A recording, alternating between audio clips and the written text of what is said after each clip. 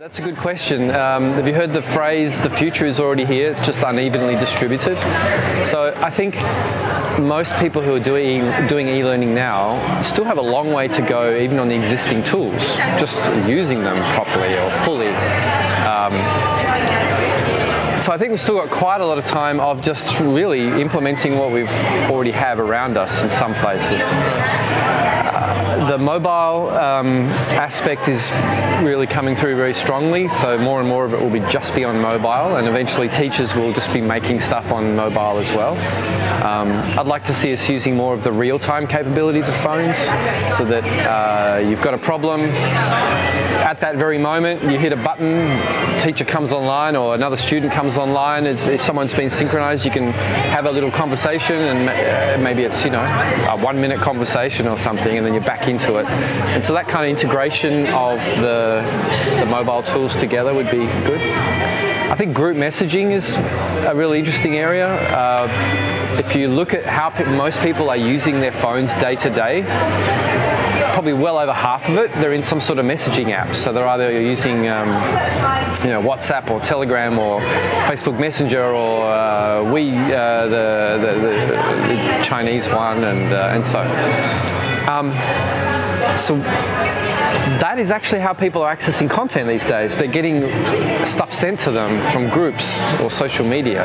They're finding articles, they're finding stuff they're following their interests, but they're being fed through these collaborative messaging areas.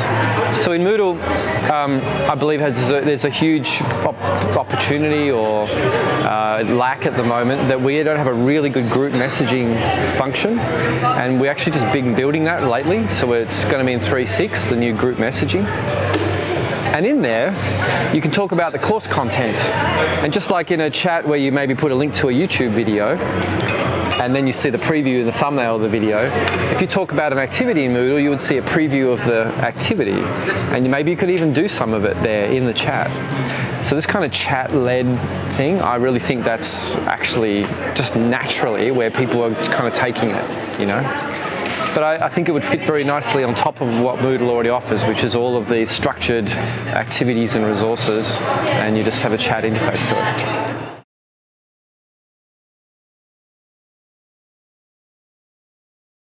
I think Moodle has been successful because it kind of replicates the classroom.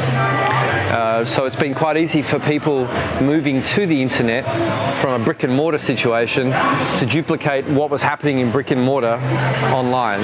You could make departments, you could make classrooms, you've got activities and like a room. That metaphor is being broken up slightly as we start having more blended flipped learning and more multi-institution learning and student-led education. But still, it's quite useful to have a place. You have a place. I'm going to this place to do some learning online. And I think that's going to be around for a long time. So I think Moodle's essential value of providing a place where everything is connected to is going to be around for a long time yet. So the things we connect to will be different. I would see in 5 years that that will be my augmented reality glasses, probably about this size, connected to the phone, which is doing most of the processing and links to the internet. And that I might be in Moodle and I press an activity and it launches an augmented reality or virtual reality app which runs on my glasses. And maybe I'm suddenly in a burning nuclear power plant and I have to solve the problem, right? So I'm fixing that problem, and at the end, the score that I got, much like a video game, would get fed back to Moodle. So Moodle's just launched the activity, the data's gone back into Moodle, into the gradebook. Perhaps a recording of my experience is also accessible from the gradebook, so that as a teacher you go, oh, let's go and see Martin do how he did, right? And you press the button and your glasses light up and now you're there watching me do the thing. And you can give me extra feedback or critique, right?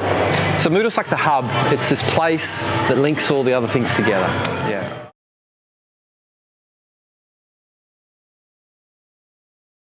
whatever Southern Africans want it to be, basically. We want the community to drive what they need, what they want. They can interact with the rest of the community in different ways to help get that done. They can write plugins themselves. They can use things that other people are making. They can pay the Moodle Users Association and perhaps drive development of certain things, but we want to be led by the users. Yeah, I'm not trying to impose anything here. I was at a conference recently and there was a big theme about colonization in the mind. And Africa already got colonized by the Europeans quite heavily. They literally divided Africa up among them. And I think a lot of the people who live here are feeling like it's happening again with internet technology. That these tools are being imposed on them.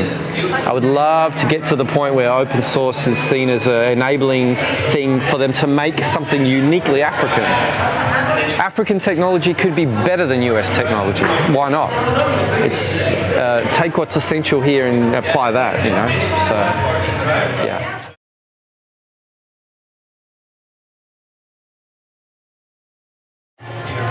Well, AOSIS have been a partner for 12 years. It's been a long, stable relationship. The value of partners is that they're close to the users. They're able to work closely with them and help them make successful implementations of Moodle. Hosting as one service, but also all of the ones around that, so the training and custom development and so on. So those are things that if my Moodle company had to do, we would be too distracted from developing the products that we have to develop. So it's a good relationship and it works really well.